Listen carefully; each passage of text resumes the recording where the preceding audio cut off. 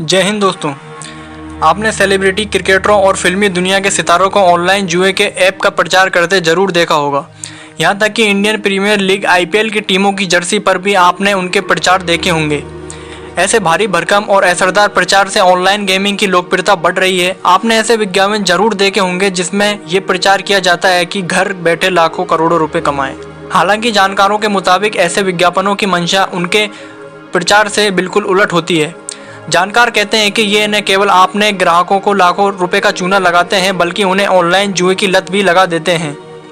वो कहते हैं कि आज कम कीमत पर मोबाइल फ़ोन और कनेक्टिविटी मौजूद है और इसकी वजह से ऑनलाइन जुए की लोकप्रियता पूरी दुनिया में फैल रही है, जो कि यह एक चिंता का विषय बन गया है।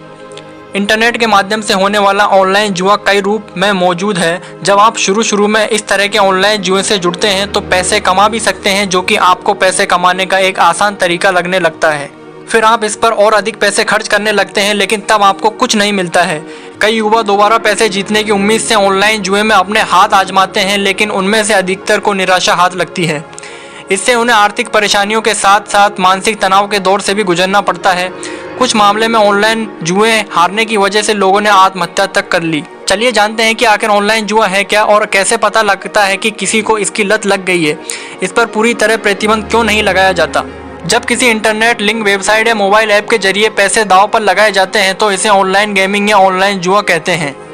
इसमें poker, black jack, slot machine और कई अन्य तरह की सट्टेबाजी शामिल है। जब कोई ऑनलाइन जुआ खेलता है तो आपके सामने एक कंप्यूटर प्रोग्राम एक व्यक्ति हो सकता है। नए यूजर को ऑनलाइन जुए की ओर आकर्षित करने के लिए शुरू में उन्हें मुफ्त गेम खेलने की पेशकश दी जाती है और सोशल मीडिया के जरिए उन्हें टारगेट किया जाता है। ऐप को इस तरह से डिजाइन किया जाता है कि जुआ खेलने वाले लंबे समय तक खेलते रहें। वो खेल के दौरान इससे पूरी तरह चिपके रहते हैं। जब फ्री क्रेडिट खत्म हो जाते हैं तब इसमें अपने पैसे लगाने पड़ते हैं। जब आप पहली बार ये जुआ खेलते हैं तो इसके बाद आपको इससे जुड़े विज्ञापन मिलने लगते हैं, जो आपको वापस गेमिंग वेबसाइट पर आने के लिए आकर्षित करते हैं। आइए जानते हैं एक्सपर्ट क्या कहते हैं। डिजिटल एक्सपर्ट कहते हैं कि युवा पीढ़ी पारंपरिक जुए की तुलना में ऑनलाइन जुए की ओर बड़ी तेजी से आकर्षित होती है। युवा पीढ़ी को जिस तरह से डिजिटल दुनिया की जानकारी है, वो इस तरह के गेम्स से आसानी से जुड़ जाते हैं, जिसकी भनक उन्हें माता पिता को भी नहीं लगती है। एक ऑनलाइन जुए से जुड़ने के लिए आपको घर के बाहर अपने कदम निकालने की जरूरत तक नहीं पड़ती, क्योंकि सब कुछ ऑनलाइन ही तो है। इस पूरी प्रक्रिया में आपको किसी के साथ व्यक्तिगत जुड़ाव या आमने सामने खेल के शामिल होने की जरूरत नहीं पड़ती। लिहाजा आप ऑनलाइन जुआ खेलते रहते हो तो आपको कोई नहीं देखता है। चूंकि यह पूरी तरह से ऑनलाइन जुआ है तो इसमें पैसे भी ऑनलाइन ही लगाने होते हैं। आइए जानते हैं ऑनलाइन जुए की लत का जिंदगी पर क्या असर पड़ता है। कई लोग सिर्फ अपने मनोरंजन के लिए ऑनलाइन जुआ खेलना शुरू करते हैं, लेकिन जल्द ही उन्हें इसकी लत लग जाती है। धीरे धीरे इसका असर उनकी ज़िंदगी पर पड़ने लगता है और कुछ लोगों पर इसका प्रतिकूल असर इतना होता है कि वो कंगाल तक हो जाते हैं। वे न केवल अपनी जमा पूंजी खोते हैं बल्कि अपना पूरा जीवन भी गंवा देते हैं, क्योंकि कईयों ने इस परेशान होकर अपनी ज़िंदगी खत्म कर दी है। दूसरी तरफ एक शोध के मुताबिक जैसे जैसे लोगों के लिए मोबाइल फ़ोन रखना आसान हो रहा है, वैसे ही वो इंटरनेट का भी बहुत तेज़ी से इस्तेमाल कर रहे हैं। जो लोग ऑनलाइन जुए में लगे हैं वो इसकी जानकारी बगैर किसी को ये ऐसा कर रहे होते हैं, खासकर जब किसी अन्य व्यक्ति से साझा नहीं कर सकते। तकनीक और मनोविज्ञान के क्षेत्र की एक्सपर्ट मुक्ता चैतन्य कहती हैं, ऑनलाइन जुआ खेलने वाले पर नकारात्मक असर पड़ता है।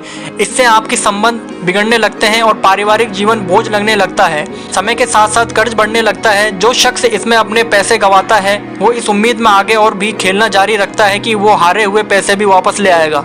मुक्ता चैतन्य के मुताबिक जब आपको ऑनलाइन जुए की लत लग जाती है तब इसे खेले बगैर आप चिंता, तनाव और अवसाद से ग्रसित होने लगते हैं। जिन्हें इसकी लत लग जाती है उन्हें दिन रात की चिंता नहीं रहती, उनके दिमाग में हमेशा जुए का ही ख्याल आता रहता है। वे कहती हैं जुए से कुछ लोगों को मानसिक तनाव से अस्थायी राहत मिल सकती है। वो इसे एक अच्छा टाइम पास और मनोरंजन के रूप में देखते हैं, लेकिन ऐसी सोच लंबे वक्त तक नहीं रहती।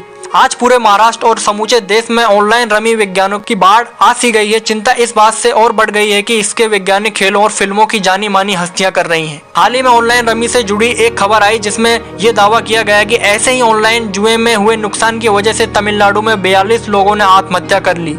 ऐसे ऑनलाइन जुए के बढ़ते खतरे को देखते हुए महाराष्ट्र के उप मुख्यमंत्री देवेंद्र फडणवीस ने ऐसे विज्ञापनों को नहीं करने की अपील की है। आइए जानते हैं इसमें 18 साल से कम उम्र के बच्चों के लिए क्या नियम होते हैं। साइबर कानून विशेषज्ञ और सुप्रीम कोर्ट के वकील विराग गुप्ता कहते हैं कि दिल्ली उच्च न्यायालय में टेक कंपनियों के खिलाफ उनकी बहस के बाद डिजिटल जगत में बच्चों और महिलाओं की सुरक्षा के लिए अनेक आदेश पारित किए गए। के.एन. गोविंदाचार्य मामले में केंद्र सरकार ने दिल्ली हाईकोर्ट में हलफनामा देकर कहा था कि 13 साल से कम उम्र के बच्चे सोशल मीडिया में शामिल नहीं हो सकते। 16 साल से कम उम्र के बच्चे माता पिता और अभिभावकों के संरक्षण में ही सोशल मीडिया पर सक्रिय हो सकते हैं। गेमिंग में पैसे का लेन देन और कारोबार होता है, इसलिए Indian contract act, majority act और डेटा सुरक्षा के प्रस्तावित बिल के अनुसार 18 साल से ऊपर की उम्र के बच्चे ही वैध एग्रीमेंट कर सकते हैं। इसलिए गेमिंग कंपनियों का 18 साल से कम उम्र के बच्चों के साथ कारोबार गलत और गैर कानूनी है। गेमिंग से जुड़े मामलों के कई पहलू संविधान के अनुसार राज्य सरकार के क्षेत्राधिकार में आते हैं।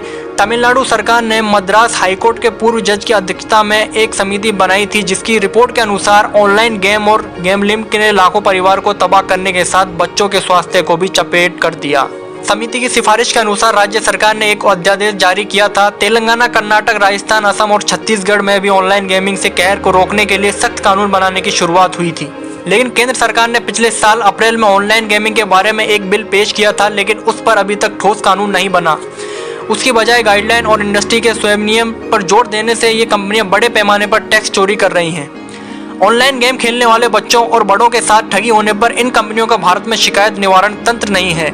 ऑनलाइन गेम को करोड़ों लोग खेलते हैं, उसके बावजूद भारत सरकार ने भी इस बारे में प्रभावी नियामक नहीं बनाया। संविधान के अनुसार पुलिस का मामला राज्य के अधीन आता है, लेकिन वहां पर शिकायत दर्ज कराने पर लोगों को कोई राहत नहीं मिलती। जीएसटी कम करने के बारे में दिए जा रहे वर्क बेतुके और नाकामी हैं। भारत में गैम्बलिंग और जुए वाले सभी तरह के ऑनलाइन गेम गैर कानूनी हैं। सिर्फ स्किल वाले गेम को ही कानूनी मंजूरी मिल सकती है, इसलिए ऐसे सभी गेमों में एक समान 28% जीएसटी की वसूली होनी चाहिए। आइए जानते हैं किन राज्यों में बने हैं यह कानून। Tamil Nadu prohibition of online gambling and regulation of online games act 2022 में तमिलनाडु ऑनलाइन गैम्बलिंग अथॉरिटी बनाने का प्रस्ताव है, जिससे प्रमुख सेनावृत्ति अधिकारी होंगे। ये कानून इस अथॉरिटी को सभी ऑनलाइन खेलों में समय, पैसे और उम्र की सीमा तय करने का अधिकार है। इसमें गैर कानूनी गैम्बलिंग सर्विस में शामिल लोगों को 3 साल की सजा और 10 लाख रुपए के जुर्माने का प्रावधान है। आंध्र प्रदेश में यह कानून ऑनलाइन गेमिंग और जुए पर प्रतिबंध लगाता है। इसमें सट्टा लगाने पर भी प्रतिबंध लगाया गया है। सिक्किम, नागालैंड और मेघालय में लाइसेंस के बाद ही इस तरह के गेम खेलने की इजाज़त है। 1996 में सुप्रीम कोर्ट ने अपने फैसले में ऑनलाइन रमी और पोकर खेलों को दक्षता वाले खेल बताया था, इसलिए इन पर पूरी तरह प्रतिबंध लगाने में मुश्किलें हैं। मैं आशा करता हूं कि इस वीडियो में दी गई जानकारी को देखते हुए अगर आप भी ऐसे किसी भी ऑनलाइन बैटिंग ऐप या जुए की लत के शिकार हैं तो इसे आज ही छोड़ दें, नहीं तो यह लत आपकी ज़िंदगी, आपका पैसा और आपका समय सब कुछ बर्बाद कर देगी। उम्मीद है ये वीडियो आपको जरूर कारगर साबित होगी। अगर आपको कोई दोस्त या फिर कोई रिश्तेदार इस लत का शिकार है तो उसको यह वीडियो जरूर शेयर करें। धन्यवाद।